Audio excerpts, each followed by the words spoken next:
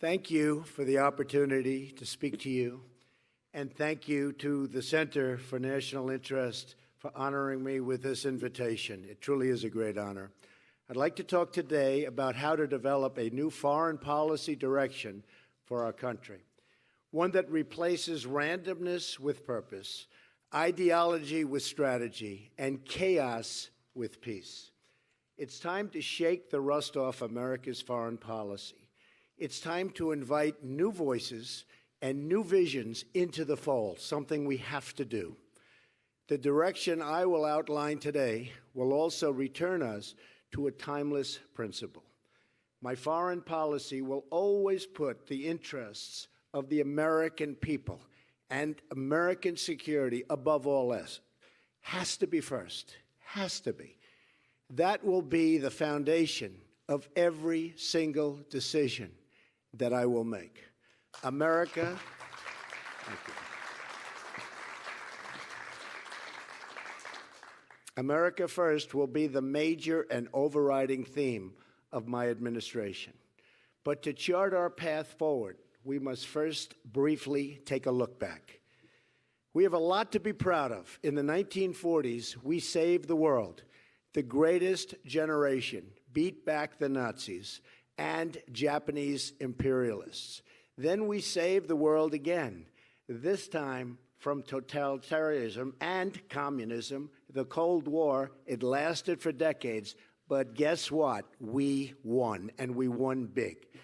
Democrats and Republicans working together got Mr. Gorbachev to heed the words of President Reagan, our great president, when he said, "Tear down this wall." History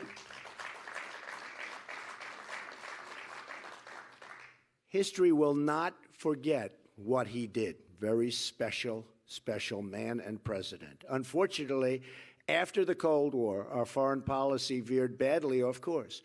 We failed to develop a new vision for a new time. In fact, as time went on, our foreign policy began to make less and less sense. Logic was replaced with foolishness and arrogance, which led to one foreign policy disaster after another. They just kept coming and coming. We went from mistakes in Iraq to Egypt to Libya to President Obama's line in the sand in Syria. Each of these actions have helped to throw the region into chaos and gave ISIS the space it needs to grow and prosper. Very bad. It all began with the dangerous idea that we could make Western democracies out of countries that had no experience or interest in becoming a Western democracy. We tore up what institutions they had, and then were surprised at what we unleashed. Civil war, religious fanaticism, thousands of Americans and just killed, lives wasted, horribly wasted. Many trillions of dollars were lost as a result. The vacuum was created that ISIS would fill. Iran, too, would rush in and fill that void, much to their really unjust enrichment. They have benefited so much, so sadly for us. Our foreign policy is a complete and total disaster. No vision, no purpose, no direction, no strategy. Today, I want to identify 5 main weaknesses in our foreign policy. First, our resources are totally overextended. President Obama has weakened our military by weakening our economy. He's crippled us with wasteful spending, massive debt, low growth, a huge trade deficit, and open borders. Our manufacturing trade deficit with the world is now approaching $1 trillion a year. We're rebuilding other countries while weakening our own. Ending the theft of American jobs will give us resources we need to rebuild our military, which has to happen, and regain our financial independence and strength. I'm the only person running for the presidency who understands this, and this is a serious problem. I'm the only one, believe me, I know them all. I'm the only one that knows how to fix it.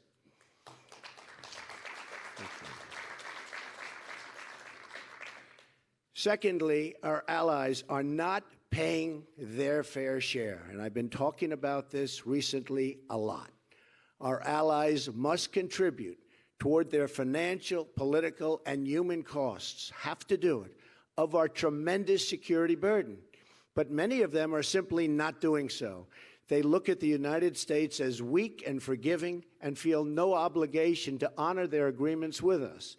In NATO, for instance, only 4 of 28 other member countries, besides America, are spending the minimum required 2% of GDP on defense.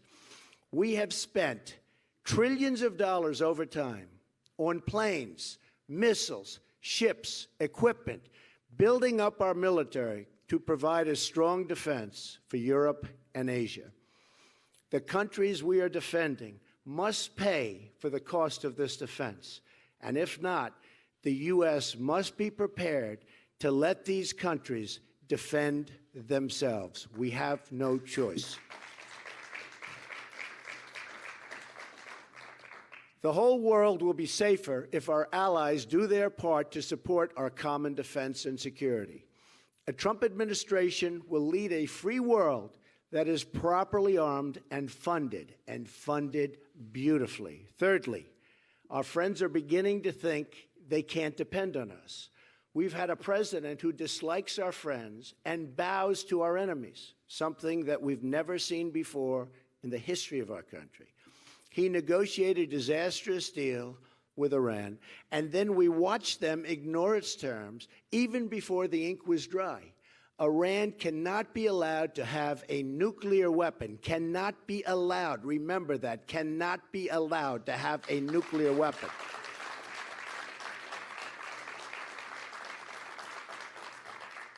And under a Trump administration, will never, ever be allowed to have that nuclear weapon.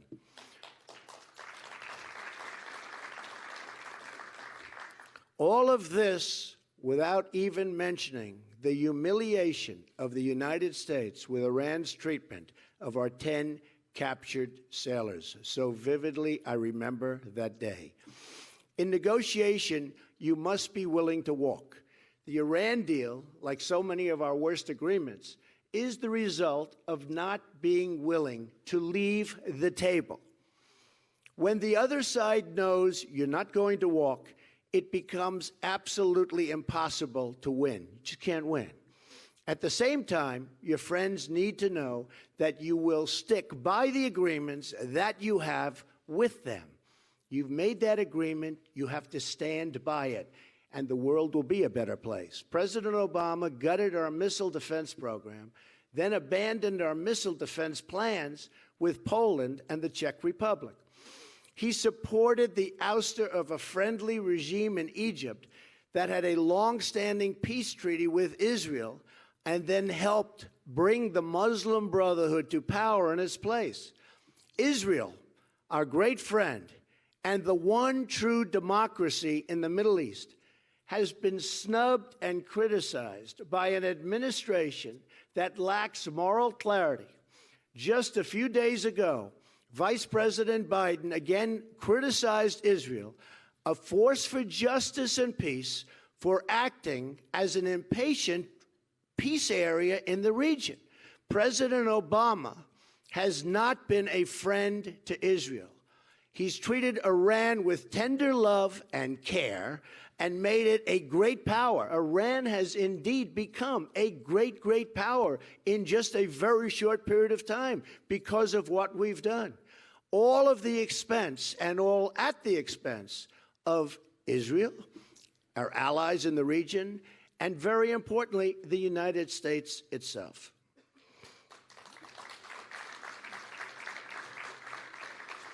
We picked fights with our oldest friends, and now they're starting to look elsewhere for help.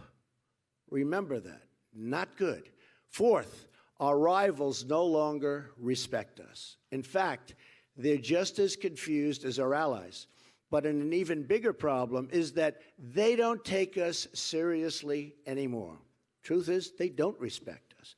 When President Obama landed in Cuba on Air Force One, no leader was there, nobody, to greet him.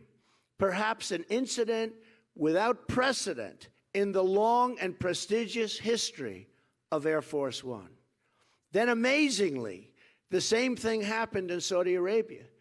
It's called no respect, absolutely no respect. Do you remember when the president made a long and expensive trip to Copenhagen, Denmark, to get the Olympics for our country? And after this unprecedented effort, it was announced that the United States came in fourth place. The President of the United States making this trip, unprecedented, comes in fourth place. He should have known the result before making such an embarrassing commitment. We were laughed at all over the world, as we have been many, many times. The list of humiliations go on and on and on. President Obama watches helplessly as North Korea increases its aggression and expands further and further with its nuclear reach. Our president has allowed China to continue its economic assault on American jobs and wealth, refusing to enforce trade deals and apply leverage on China necessarily to rein in North Korea. We have the leverage, we have the power over China, economic power, and people don't understand it. And with that economic power, we can rein in and we can get them to do what they have to do with North Korea, which is totally out of control. He has even allowed China to steal government secrets with cyber attacks and engage in industrial espionage against the United States and its companies. We've let our rivals and challengers think they can get away with anything, and they do. They do. At will, it always happens. If President Obama's goal had been to weaken America, he could not have done a better job. Finally, America no longer has a clear understanding of our foreign policy goals. Since the end of the Cold War and the breakup of the Soviet Union, we've lacked a coherent foreign policy. One day we're bombing Libya and getting rid of a dictator to foster democracy for civilians. The next day, we're watching the same civilians suffer while that country falls and absolutely falls apart. Lives lost, massive monies lost. The world is a different place. We're a humanitarian nation, but the legacy of the Obama-Clinton interventions will be weakness, confusion, and disarray. A mess. We've made the Middle East more unstable and chaotic than ever before. We left Christians subject to intense persecution and even genocide. We have done nothing to help the Christians, nothing. And we should always be ashamed for that lack of action. Our actions in Iraq, Libya, and Syria have helped unleash ISIS. And we're in a war against radical Islam, but President Obama won't even name the enemy. And unless you name the enemy, you will never, ever solve the problem.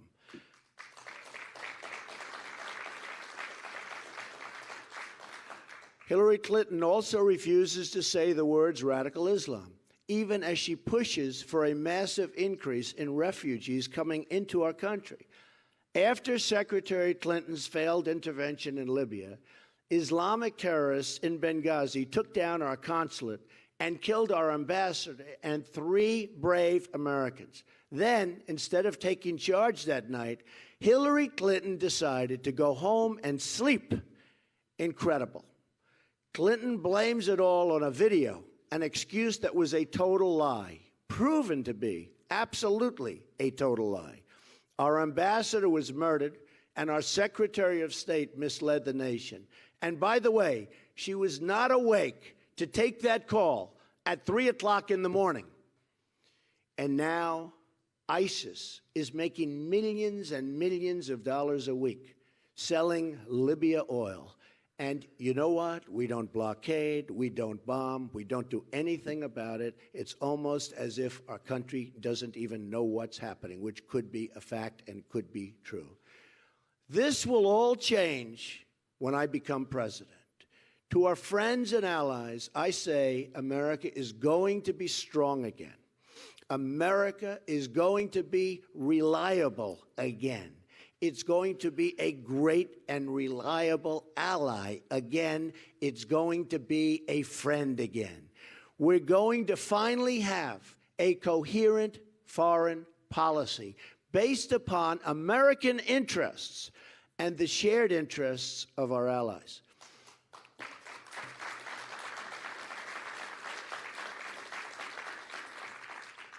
We're getting out of the nation-building business and instead focusing on creating stability in the world. Our moments of greatest strength came when politics ended at the water's edge. We need a new, rational American foreign policy, informed by the best minds and supported by both parties, and it will be by both parties, Democrats, Republicans, independents, everybody, as well as by our close allies. This is how we won the Cold War, and it's how we will win our new future struggles, which may be many, which may be complex, but we will win if I become president.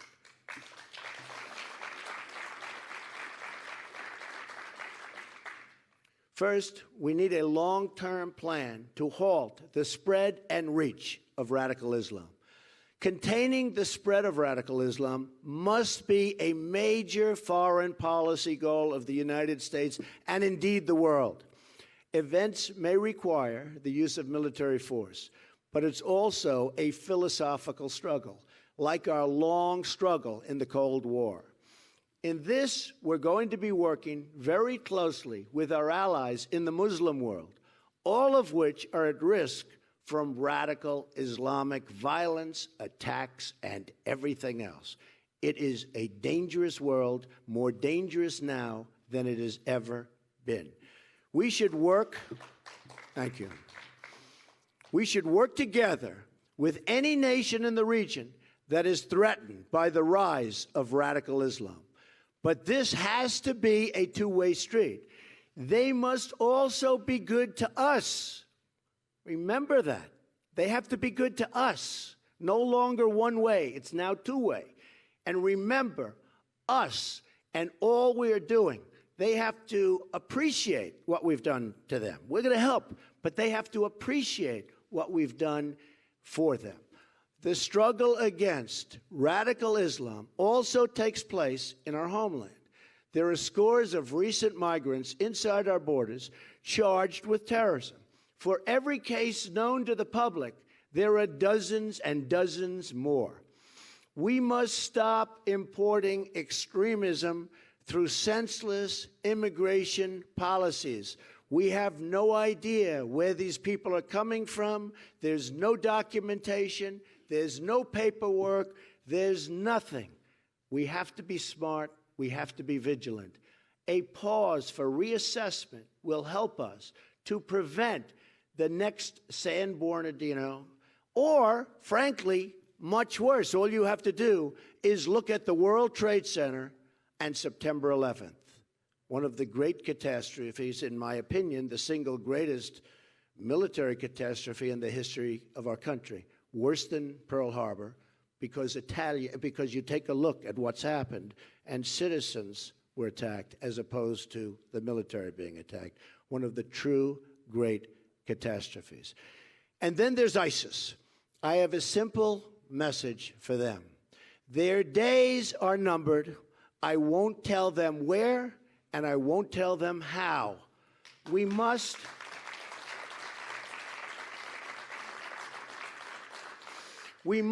as a nation, be more unpredictable. We are totally predictable.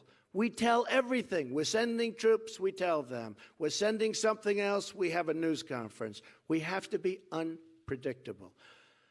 And we have to be unpredictable starting now.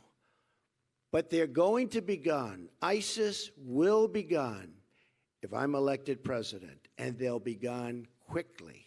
They will be gone very, very quickly. Secondly, we have to rebuild our military and our economy. The Russians and Chinese have rapidly expanded their military capability, but look at what's happened to us. Our nuclear weapons arsenal, our ultimate deterrent, has been allowed to atrophy and is desperately in need of modernization and renewal, and it has to happen immediately. Our active duty armed forces have shrunk from 2 million in 1991 to about 1.3 million today. The Navy has shrunk from over 500 ships to 272 ships during this same period of time. The Air Force is about 1/3 smaller than 1991. Pilots flying B-52s in combat missions today, these planes are older than virtually everybody in this room. And what are we doing about this? President Obama has proposed a 2017 defense budget that in real dollars cuts nearly 25% from what we were spending in 2011. Our military is depleted, and we're asking our generals and military leaders to worry about global warming. We will spend what we need to rebuild our military. It is the cheapest single investment we can make. We will develop, build, and purchase the best equipment known to mankind. Our military dominance must be unquestioned, and I mean unquestioned, by anybody and everybody. But we will look for savings and spend our money wisely. In this time of mounting debt, right now we have so much debt that nobody even knows how to address the problem, but I do. No $1 can be wasted. Not one single dollar can we waste. We're also going to have to change our trade, immigration, and economic policies to make our economy strong again and to put Americans first again. This will ensure that our own workers, right here in America, get the jobs and higher pay that will grow our tax revenues, increase our economic might as a nation, make us strong financially again. So important. We need to think smarter about areas where our technological superiority, and nobody comes close, gives us an edge. This includes 3D printing, artificial intelligence, and cyber warfare. A great country also takes care of its warriors. Our commitment to them is absolute, and I mean absolute. A Trump administration will give our servicemen and women the best equipment and support in the world when they serve and where they serve, and the best care in the world when they return as veterans and they come back home to civilian life. Our veterans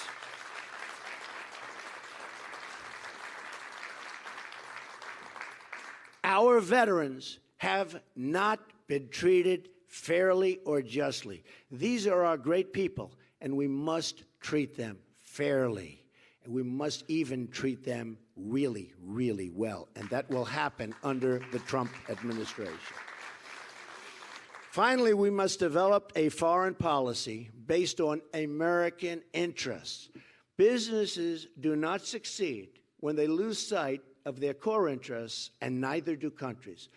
Look at what happened in the 1990s. Our embassies in Kenya and Tanzania, and this was a horrible period of time for us, were attacked, and 17 brave sailors were killed on the USS Cole. And what did we do? It seemed we put more effort into adding China into the World Trade Organization, which has been a total disaster for the United States. Frankly, we spent more time on that than we did in stopping al-Qaeda. We even had an opportunity to take out Osama bin Laden, and we didn't do it. And then we got hit at the World Trade Center and the Pentagon, again, the worst attack on our country in its history.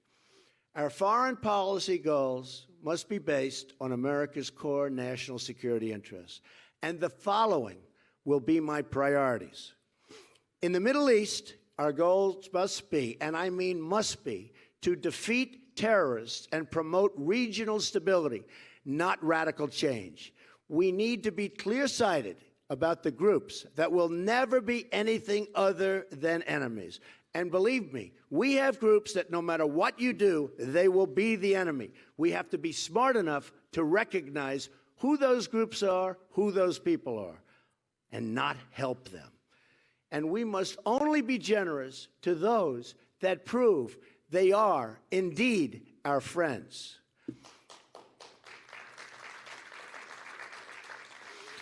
We desire to live peacefully and in friendship with Russia and China. We have serious differences with these two nations and must regard them with open eyes. But we are not bound to be adversaries. We should seek common ground based on shared interests. Russia, for instance, has also seen the horror of Islamic terrorism. I believe an easing of tensions and improved relations with Russia from a position of strength only is possible, absolutely possible. Common sense says this cycle, this horrible cycle of hostility, must end and ideally will end soon. Good for both countries. Some say the Russians won't be reasonable. I intend to find out. If we can't make a deal under my administration, a deal that's great, not good, great for America, but also good for Russia, then we will quickly walk from the table. It's as simple as that. We're going to find out. Fixing our relations with China is another important step in really toward creating an even more prosperous period of time. China respects strength. And by letting them take advantage of us economically, which they are doing like never before, we have lost all of their respect. We have a massive trade deficit with China, a deficit that we have to find a way quickly, and I mean quickly, to balance. A strong and smart America is an America that will find a better friend in China, better than we have right now. Look at what China is doing in the South China Sea. They're not supposed to be doing it. No respect for this country or this president. We can both benefit or we can both go our separate ways. If need be, that's what's going to happen. After I'm elected president, I will also call for a summit with our NATO allies and a separate summit with our Asian allies. In these summits, we will not only discuss a rebalancing of financial commitments, but take a fresh look at how we can adopt new strategies for tackling our common challenges. For instance, we will discuss how we can upgrade NATO's outdated mission and structure grown out of the Cold War to confront our shared challenges, including migration and Islamic terrorism.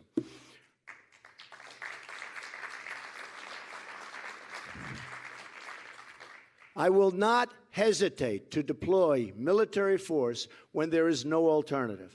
But if America fights, it must only fight to win.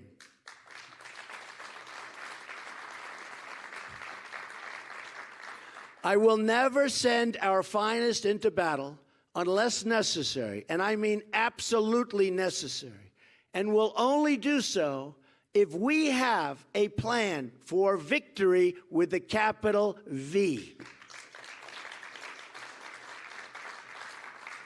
Our goal is peace and prosperity, not war and destruction. The best way to achieve those goals is through a disciplined, deliberate, and consistent foreign policy. With President Obama and Secretary Clinton, we've had the exact opposite: a reckless, rudderless, and aimless foreign policy, one that has blazed a path of destruction in its wake. After losing thousands of lives and spending trillions of dollars, we are in far worse shape in the Middle East than ever, ever, ever before. I challenge anyone to explain the strategic foreign policy vision of Obama-Clinton. It has been a complete and total disaster. I will also be prepared to deploy America's economic resources. Financial leverage and sanctions can be very, very persuasive, but we need to use them selectively and with total determination. Our power will be used if others do not play by the rules. In other words, if they do not treat us fairly. Our friends and enemies must know that if I draw a line in the sand, I will enforce that line in the sand. Believe me.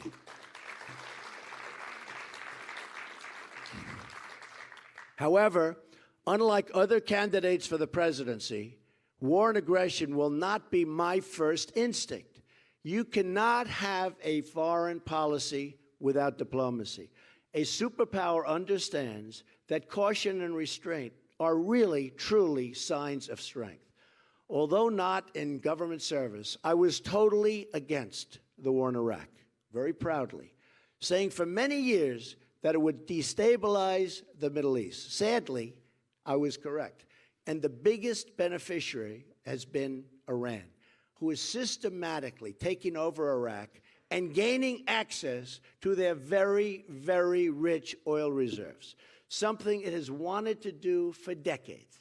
And now, to top it off, we have ISIS. My goal is to establish a foreign policy that will endure for several generations. That's why I also look and have to look for talented experts with approaches and practical ideas, rather than surrounding myself with those who have perfect resumes but very little to brag about, except responsibility for a long history of failed policies and continued losses at war. We have to look to new people. We have to look to new people because many of the old people, frankly, don't know what they're doing, even though they may look awfully good writing in the New York Times or being watched on television. Finally, I will work with our allies to reinvigorate Western values and institutions. Instead of trying to spread universal values that not everybody shares or wants, we should understand that strengthening and promoting Western civilization and its accomplishments will do more to inspire positive reforms around the world than military interventions.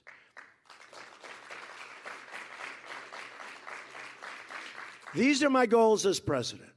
I will seek a foreign policy that all Americans, whatever their party, can support, so important, and which our friends and allies will respect and totally welcome. The world must know that we do not go abroad in search of enemies, that we are always happy when old enemies become friends and when old friends become allies. That's what we want. We want them to be our allies. We want the world to be we want to bring peace to the world. Too much destruction out there. Too many destructive weapons. The power of weaponry is the single biggest problem that we have today in the world. To achieve these goals, Americans must have confidence in their country and its leadership again. Many Americans must wonder why our politicians seem more interested in defending the borders of foreign countries than in defending their own. Americans must know that we're putting the American people first again. On trade, so true, on trade, on immigration, on foreign policy, the jobs, incomes, and security of the American worker will always be my first priority.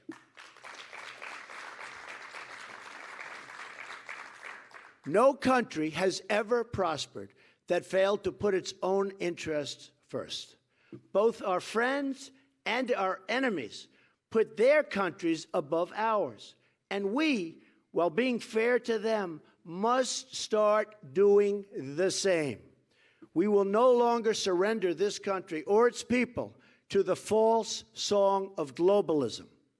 The nation state remains the true foundation for happiness and harmony. I am skeptical of international unions that tie us up and bring America down, and will never enter.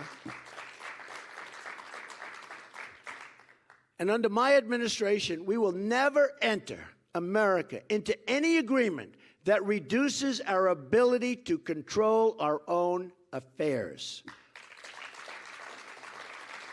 NAFTA, as an example, has been a total disaster for the United States and has emptied our states, literally emptied our states, of our manufacturing and our jobs. And I've just gotten to see it. I've toured Pennsylvania. I've toured New York. I've toured so many of the states.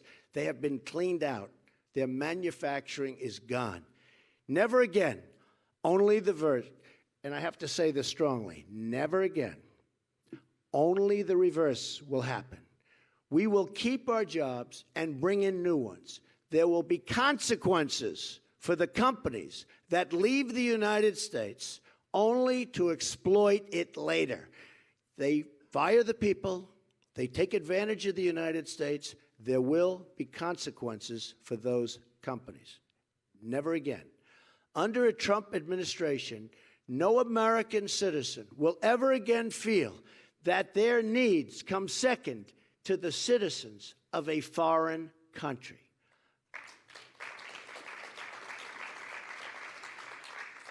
I will view, as president, the world through the clear lens of American interests. I will be America's greatest defender and most loyal champion. We will not apologize for becoming successful again, but will instead embrace the unique heritage that makes us who we are. The world is most peaceful and most prosperous when America is strongest. America will continue and continue forever to play the role of peacemaker. We will always help save lives, and indeed humanity itself. But to play that role, we must make America strong again.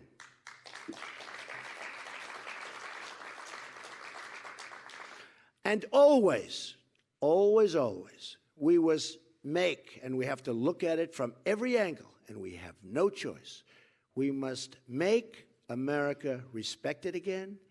We must make America truly wealthy again, and we have to, and we will make America great again. And if we do that, perhaps this century can be the most peaceful and prosperous the world has ever known. Thank you very much, everybody. I appreciate it. Thank you. Thank you very much. Thank you.